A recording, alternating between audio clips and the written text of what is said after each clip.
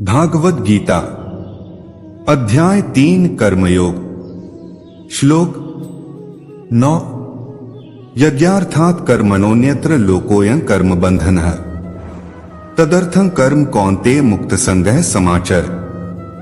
भावार्थ, श्री विष्णु के लिए यज्ञ रूप में कर्म करना चाहिए, अन्यथा कर्म के द्वारा इस भौतिक जगत में बंधन उत्पन्न होता है। आथ है कुंती पुत्र, उनकी प्रसन्नता के लिए अपने नियत कर्म करो, इस तरह तुम बंधन से सदा मुक्त रहोगे। तात्पर्य, चूंकि मनुष्य को शरीर के निर्वाह के लिए कर्म करना होता है, आथ विशिष्ट सामाजिक स्थिति तथा गुण को ध्यान में रखकर नियत कर्म इस तरह बनाए गए हैं कि उस उद्देश्य की पूर्ति हो सके। यज्ञ का अर्थ भगवान विष्णु है। सारे यज्ञ भगवान विष्णु की प्रसन्नता के लिए हैं। वेदों का आदेश है यज्ञो वै विष्णुः। दूसरे शब्दों में, चाहे कोई निर्दिष्ट यज्ञ संपन्न करे या प्रत्यक्ष रूप से भगवान विष्णु की सेवा करे, दोनों से एक ही प्रयोजन सिद्ध होता है। आथ जैसा कि इस श्लोक में संस्तुत किया गया है, कृष्ण भावनामृत यज्ञ ही है। वर्णाश्रम धर्म का भी उद्देश्य भगवान विष्णु को प्रसन्न करना है कि वर्णाश्रमाचारवता पुरुषेण परः पुमान् विष्णुराराध्यते। आथ भगवान विष्णु की प्रसन्नता के लिए कर्म करना चाहिए। इस जगत में किया जाने वाला अन्य कोई कर्म बंधन का कारण होगा, क्योंकि अच्छे तथा बुरे कर्मों के फल होते हैं और कोई भी फल कर्म करने वाले को बांध लेता है। आथ कृष्ण विष्णु को प्रसन्न करने के लिए कृष्ण भावना भावित होना होगा, और जब कोई ऐसा कर्म करता है तो वह मुक्त दशा को प्राप्त रहता है।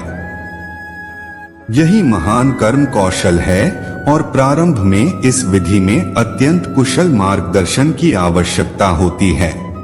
आथ भगवत भक्त के निर्देशन में या साक्षात भगवान कृष्ण के प्रत्यक्ष आदेश के अंतर्गत जिनके अधीन अर्जुन को कर्म करने का अवसर मिला था, मनुष्य को परिश्रम पूर्वक कर्म करना चाहिए। इंद्रिय तृप्ति के लिए कुछ भी नहीं किया जाना चाहिए, अपितु हर कार्य कृष्ण की प्रसन्नता तुष्टि के लिए होना चाहिए। इस विधि से न केवल बंधन से बचा जा सकता है, अपितु इससे मनुष्य को क्रमशः भगवान की वह प्रेम भक्ति प्राप्त हो सकेगी जो भगवत धाम को ले जाने वाली है। अध्याय 3 कर्मयोग श्लोक 10 सहयज्ञाः प्रजाः सृष्ट्वा पुरोवाच प्रजापतिः अनेन प्रस्विष्य ध्वमेश वोस्तिवष्ट कामधुक्। भावार्थ, सृष्टि के प्रारंभ में समस्त प्राणियों के स्वामी प्रजापति ने विष्णु के लिए यज्ञ सहित मनुष्यों तथा देवताओं की संततियों को रचा और उनसे कहा, तुम इस यज्ञ से सुखी रहो, क्योंकि इसके करने से तुम्हें सुखपूर्वक रहने तथा मुक्ति प्राप्त करने के लिए समस्त वांछित वस्तुएं प्राप्त हो सकेंगी। तात्पर्य, प्राणियों के स्वामी विष्णु द्वारा भौतिक सृष्टि की रचना बद्ध जीवों के लिए भगवत धाम वापस जाने का सुअवसर है। इस सृष्टि के सारे जीव प्रकृति द्वारा बद्ध हैं, क्योंकि उन्होंने श्री भगवान विष्णु या कृष्ण के साथ संबंध को भुला दिया है। इस शाश्वत संबंध को समझने में वैदिक नियम हमारी सहायता के लिए हैं। जैसा कि भगवत गीता में कहा गया है, वेदैश्च सर्वैः में वेद्यः। भगवान का कथन है कि वेदों का उद्देश्य मुझे समझना है। वैदिक स्तुतियों में कहा गया है, पतिं विश्रवस्यात्मेश्वरम। आथ जीवों के वामी प्रजापति श्री भगवान विष्णु हैं। श्रीमद् भागवत में भी श्री शुकदेव गोस्वामी ने भगवान को अनेक रूपों में पति कहा है।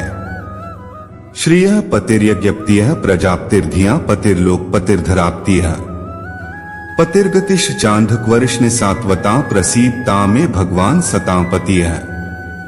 प्रजापति तो भगवान विष्णु हैं और वे समस्त प्राणियों के, समस्त लोकों के तथा सुंदरता के स्वामी पति हैं और हर एक के त्राता हैं। भगवान ने इस भौतिक जगत को इसीलिए रचा कि बद्ध जीव यह सीख सकें कि वे विष्णु को प्रसन्न करने के लिए किस प्रकार यज्ञ करें जिससे वे इस जगत में चिंतारहित होकर सुखपूर्वक रह सकें तथा इस भौतिक देह का अंत होने पर भगवत धाम को जा सकें। बद्ध जीव के लिए ही यह संपूर्ण कार्यक्रम है। यज्ञ करने से बद्ध जीव क्रमशः कृष्ण भावना भावित होते हैं और सभी प्रकार से देवतुल्य बनते हैं। कलयुग में वैदिक शास्त्रों ने संकीर्तन यज्ञ भगवान के नामों का कीर्तन का विधान किया है और इस दिव्य विधि का प्रवर्तन चैतन्य महाप्रभु द्वारा इस युग के समस्त लोगों के उद्धार के लिए किया गया। संकीर्तन यज्ञ तथा कृष्ण भावनामृत में अच्छा तालमेल है। श्रीमद् भागवत में संकीर्तन यज्ञ के विशेष प्रसंग में भगवान कृष्ण का अपने भक्त रूप चैतन्य महाप्रभु रूप में निम्न प्रकार से उल्लेख हुआ है। कृष्ण वर्ण त्विषा कृष्ण सांगोपांगास्त्र पार्षदम यज्ञ संकीर्तन प्रायर्यजन्ति ही सुमेधसः। इस कलयुग में जो लोग पर्याप्त बुद्धिमान हैं, वे भगवान की उनके पार्षदों सहित संकीर्तन यज्ञ द्वारा पूजा करेंगे। वेदों में वर्णित अन्य यज्ञों को इस कलयुग में कर पाना सहज नहीं, किंतु संकीर्तन यज्ञ सुगम है और सभी दृष्टि से अलौकिक है, जैसा कि भगवद गीता में भी संस्तुति की गई है। अध्याय 3 कर्मयोग श्लोक 11 देवान् भाव्यतानेन्ते देवा भाव्यन्तु वा परस्परं भाव्यन्तः श्रेयः परं वाप्स्यथ। भावार्थ यज्ञों के द्वारा प्रसन्न होकर देवता तुम्हें भी प्रसन्न करेंगे और इस तरह मनुष्यों तथा देवताओं के मध्य सहयोग से सबों को संपन्नता प्राप्त होगी। तात्पर्य देवतागण सांसारिक कार्यों के लिए अधिकार प्राप्त प्रशासक हैं। प्रत्येक जीव द्वारा शरीर धारण करने के लिए आवश्यक वायु, प्रकाश, जल तथा अन्य सारे वर उन देवताओं के अधिकार में हैं, जो भगवान के शरीर के विभिन्न भागों में असंख्य सहायकों के रूप में स्थित हैं। उनकी प्रसन्नता तथा अप्रसन्नता मनुष्यों द्वारा यज्ञ की संपन्नता पर निर्भर है। कुछ यज्ञ किन्हीं विशेष देवताओं को प्रसन्न करने के लिए होते हैं, किंतु तो भी सारे यज्ञों में भगवान विष्णु को प्रमुख भोक्ता की भांति पूजा जाता है। भगवद गीता में यह भी कहा गया है कि भगवान कृष्ण स्वयं सभी प्रकार के यज्ञों के भोक्ता हैं। भोक्तारं यज्ञोपसाम आथ समस्त यज्ञों का मुख्य प्रयोजन यज्ञप्ति को प्रसन्न करना है।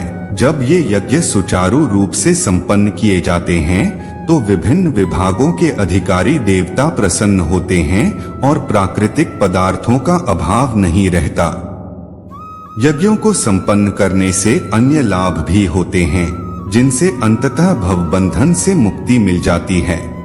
यज्ञ से सारे कर्म पवित्र हो जाते हैं, जैसा कि वेद वचन है, आहार शुद्धो सत्व शुद्धिः सत्व शुद्धो ध्रुवा स्मृतिः स्मृतिलंभे सर्वग्रंथीना विप्रमोक्षः। यज्ञ से मनुष्य के खाद्य पदार्थ शुद्ध होते हैं और शुद्ध भोजन करने से मनुष्य जीवन शुद्ध हो जाता है। जीवन शुद्ध होने से स्मृति के सूक्ष्म तंतु शुद्ध होते हैं और स्मृति तंतुओं के शुद्ध होने पर मनुष्य मुक्ति मार्ग का चिंतन कर सकता है और ये सब मिलकर कृष्ण भावनामृत तक पहुंचाते हैं, जो आज के समाज के लिए सर्वाधिक आवश्यक है। हरे कृष्णा।